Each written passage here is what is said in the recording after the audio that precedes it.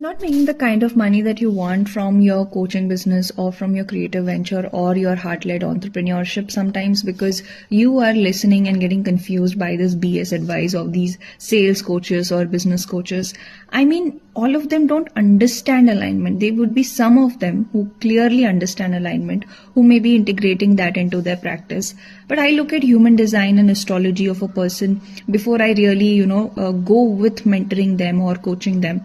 And what I've seen is that some of them, have this innate gift of being a healer. And then they don't want to follow these sales tactics, follow up 100 times. Even I don't like it. Maximum follow up I can do is once. And if you say no, I'm okay with that. I don't want to waste my energy because my energy is sacred.